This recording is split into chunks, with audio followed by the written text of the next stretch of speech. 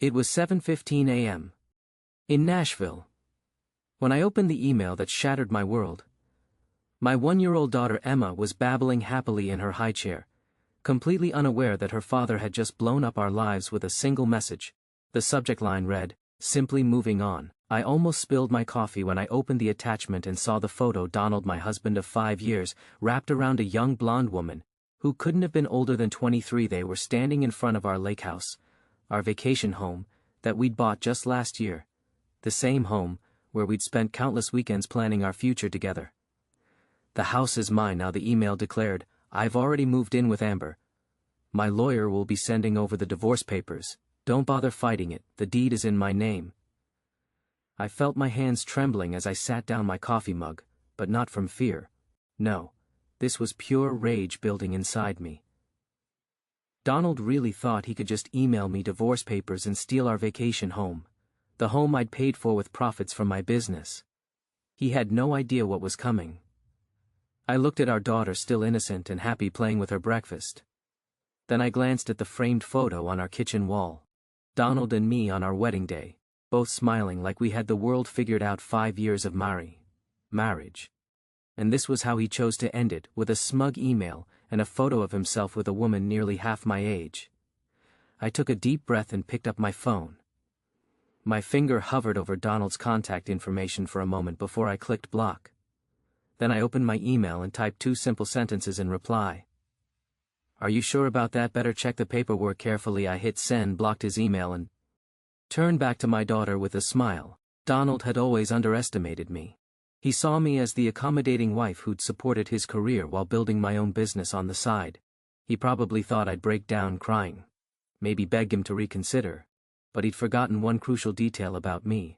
I didn't build a successful company by being naive about protecting my assets. Looking back, I should have seen this coming.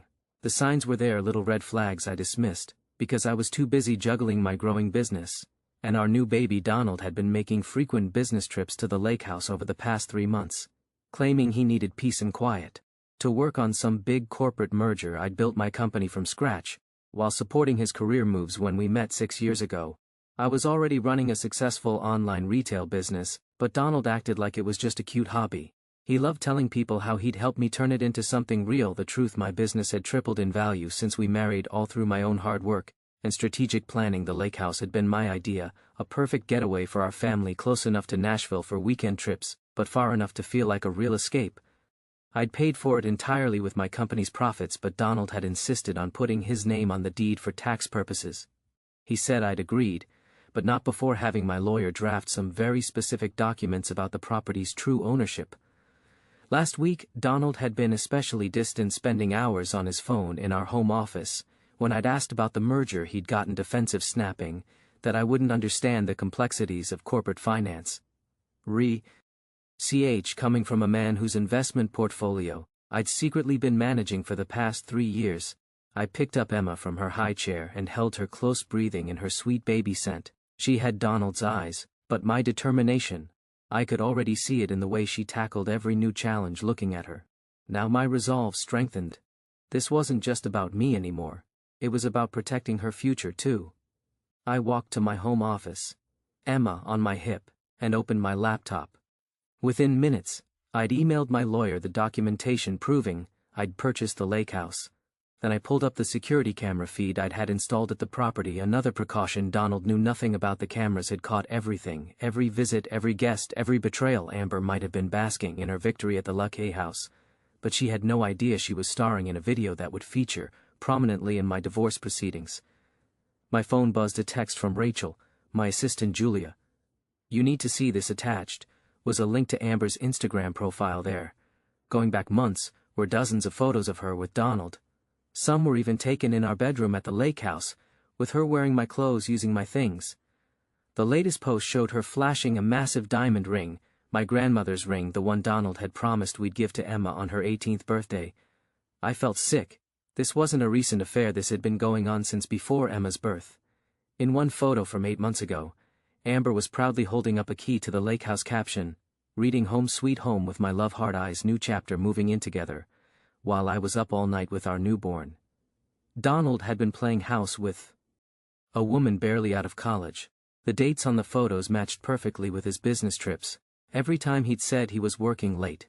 Every weekend he'd claimed he needed to check on the lake house. It had all been lies. My hands shaking, I opened my banking app. That's when the second blow hit. The joint account where I deposited money for Emma's college fund was empty. Every penny, nearly $100,000 gone. Transfer out yesterday to an account I didn't recognize. The rage I'd felt earlier transformed into something cold and calculating. I called my bank immediately, then my lawyer. Within an hour I had confirmation. Donald had been systematically moving money around for months, preparing for this moment. He'd even tried to access my business accounts but failed. Those at least were protected by ironclad contracts and separate banking arrangements. Rachel called, while I was on the phone with the lawyer. Julia, there's more.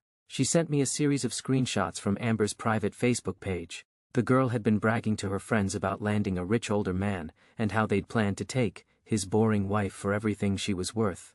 There were even messages joking about how oblivious I was, too busy with my little online shop to notice what was happening.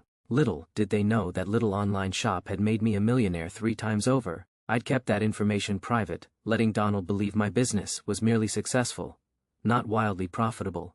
His ego had never allowed him to really look at my company's books to understand exactly what I'd built. I looked at Emma, now napping peacefully in her playpen. "Don't worry, baby girl," I whispered.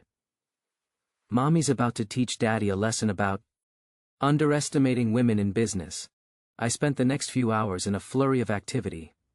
My lawyer Sarah arrived at my house just before noon. As we sat in my home office reviewing documents, Emma napped upstairs with Rachel keeping watch. I'd hired extra security for the house. Something told me Donald wouldn't take my email response. "Well, he's not as clever as he thinks," Sarah said, examining the lake house documentation. "The deed may be in his name, but we have ironclad proof that your business funds purchased the property. The transfer records the contracts, even Thea Emil's, where he admits it was your money. It's all here." I nodded, pulling up the security camera feeds on my laptop. "There's more. Look at this." The footage showed Donald and Amber entering the lake house at various times over the past months. But what really interested Sarah was the footage from 2 days ago. It showed Donald carrying box after box of items from the house, including several pieces of art I'd purchased with my company profits. "That's attempted theft of business assets," Sarah said, making notes. "The art collection was purchased through your company for tax purposes." "We have the documentation." Just then, my phone lit up with a call from an unknown number. I put it on speaker. "You think you're so smart, don't you?" Donald's voice was sharp, angry. "Check your business email." "Julia, my lawyers have been busy too." I pulled up my email and felt my stomach drop. Donald's lawyers had filed an emergency petition claiming my business had been built using his expertise and connections. They were demanding a full audit and temporary control of my company's accounts during the divorce proceedings. "You'd really try to take my company." I kept my voice steady despite my racing heart. "The company I built before I even met you." "You built," he laughed coldly. "Who do you think gave you all these corporate contacts? Who introduced you to the right people? Face it, Julia, you'd be nothing without me. Amber understands that. She knows how to be grateful." I muted the phone and turned to Sarah, who was already typing furiously on her laptop. She held up a finger. "Wait, Donald." I unmuted the phone, buying time. "Think carefully about what you're doing. Oh, I have my lawyers will be in touch about Emma too. You're too busy with your precious business to be a proper mother. Amber was great with kids. She used to be a nanny." The threat to take Emma made my blood run cold. But before I could respond, Sarah slid her laptop over to me. On the screen was an email from 3 years ago. One Donald had sent to a friend complaining about my success. "She won't listen to my business advice at all, says she doesn't need my help. And she's right, her company's worth more than my annual salary now. It's embarrassing." I smiled into the phone. "Donald, I just sent something to your lawyer. You might want to check with him before making any more threats about my company." "What are you talking about?" "Let's just say your email archives aren't as private as you thought. Call off your lawyers or the next email I send will be to your boss. I wonder how he'd feel about all those corporate contacts you claim to have given me." The line went silent. Then click. Sarah was still combing through Donald emails when Rachel burst into the office, her face pale. "Julia, you need to see this right now." She thrust her tablet in front of me. On the screen was a draft press release from Donald's company, announcing, "Hi. promotion to Chief Financial Officer effective next month. Suddenly everything clicked into place: the timing of his affair with Amber, the calculated moves with our accounts, the aggressive legal strategy. It wasn't just about leaving me. He was cleaning house before his big promotion, trying to secure assets and minimize what he'd lose in the divorce. There's more. Rachel swiped to another document. Amber isn't just some random girlfriend, she's the CEO's niece. I felt like I'd been punched in the gut. Donald hadn't fallen in love with a younger woman, he'd orchestrated a relationship with the CEO's niece to secure his promotion, the lackey house, the stolen money, even the threats about Emma. It was all part of his plan to start his new life as CFO with his perfect, well-connected young wife. Sarah looked up from her laptop. Julia, I found something else. The company merger, Donald's been working on it, involves one of your biggest business competitors. If he becomes CFO, he'll have access to information that could seriously damage your company. My hands curled into fists. Donald wasn't just trying to hurt me personally, he was positioning himself to destroy everything I'd built. I thought about all those nights he'd spent in his home office claiming to be working on merger documents. Had he been going through my business files? Instead, check my home network activity. I told Rachel focus on any attempts to access my business servers. While Rachel worked, Sarah made another discovery. Look at these emails between Donald and Amber from 6 months ago. They were planning this before Emma was even walking. Amber wrote, "Once you're CFO, we can use the insider information to push Julia's company out of the mark. Uncle Robert says he'll help." I felt sick thinking about how they'd plotted against me while I was caring for our newborn daughter, but their arrogance had made them sloppy. They'd left a trail of evidence that could sin not just Donald's promotion, but the CEO's reputation as well. Rachel's voice cut through my thoughts. Found it multiple attempts to access your business servers from Donald's laptop. He didn't get through your security, but he tried. That's corporate espionage. I stood up and walked to the window, watching Emma playing in her playpen with her favorite stuffed elephant. Donald thought he was so clever, using his relationship with Amber to secure his future. But he'd forgotten the most important lesson in business. Never underestimate your opponent. Sarah. I turned back to my lawyer. Draft an email to the company's board of directors. Include evidence of Donald's attempted corporate espionage and the CEO's involvement in using insider information to target a competitor. Add the security footage of Donald stealing company assets from the lake house. What about Amber? Rachel asked. I smiled grimly. Oh, I think the board will be very interested in how their CEO used a family member to help orchestrate corporate espionage. Don't you? Just as we were preparing to send the email to the board, my phone buzzed with an alert from the Lake House security system. Donald was back, and he wasn't alone. Not only was Amber with him, but so was her Uncle Robert, the CEO. They were carrying boxes into the house, more of my belongings. No doubt. Wait, I told Sarah, watching the live feed. Let's see what they're doing first. Through the security cameras, we could see them in the living room. The audio was crystal clear, another feature Donald knew nothing about. They were celebrating, champagne glasses in hand, to the future CFO. Robert raised his glass to Donald and to my beautiful niece who helped make it all happen. Julia has no idea what's coming. Donald laughed.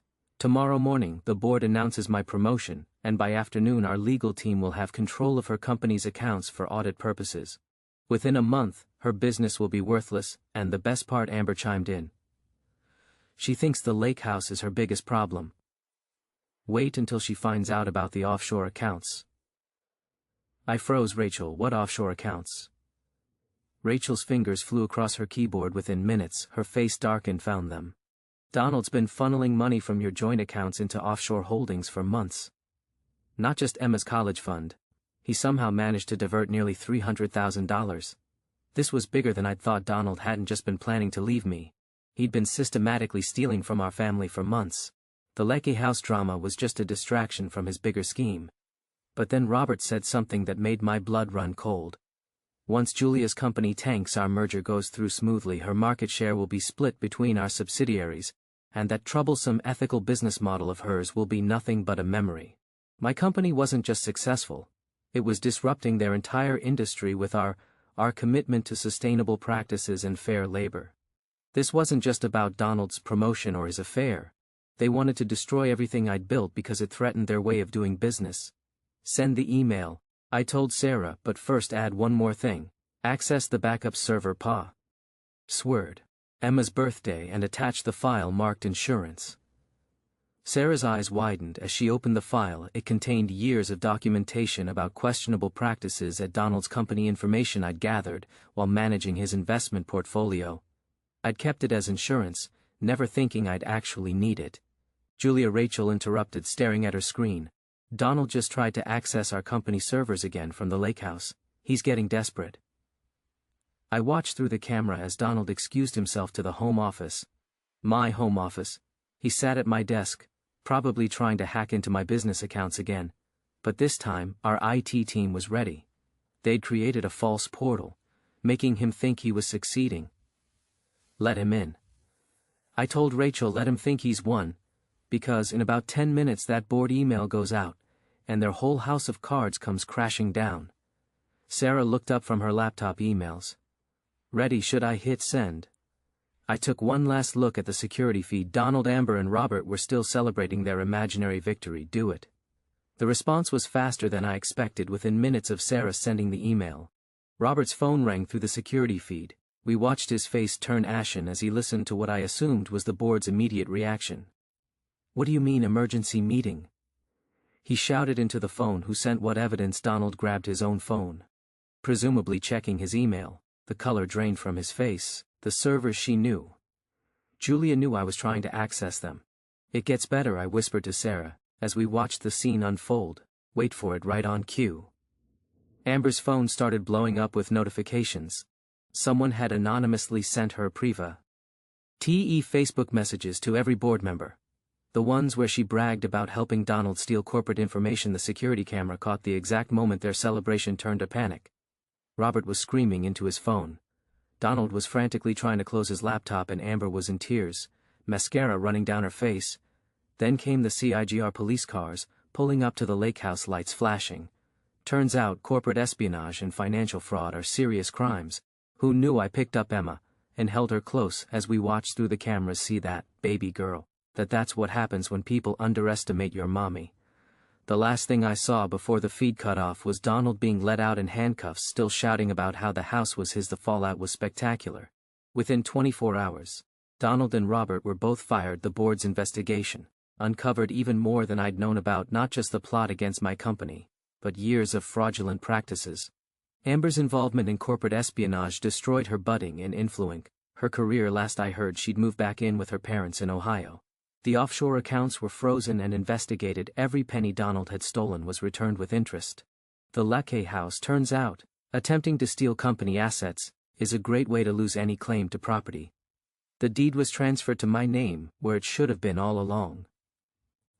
Donald tried to apologize, sending lengthy emails about how he'd lost himself, how he'd been induced by power and a younger woman. I never responded. The divorce papers were clear. He lost everything he tried to steal, and then some. The evidence of his corporate espionage meant he'd never work in finance again. As for me, my company's ethical business model attracted even more investors after the scandal. We expanded into markets that Donald's company had dominated. Our reputation for integrity, drawing customers who'd lost faith in traditional corporations. Emma and I spend weekends at the lake house now, making new memories. Sometimes when I'm sitting on the deck, watching her play, I think about Donald's smug email with that photo. He thought he was announcing his victory, but he was really just documenting the beginning of his downfall. I kept that email, by the way. It's framed in my office, a reminder to never underestimate a woman who's built something worth protecting.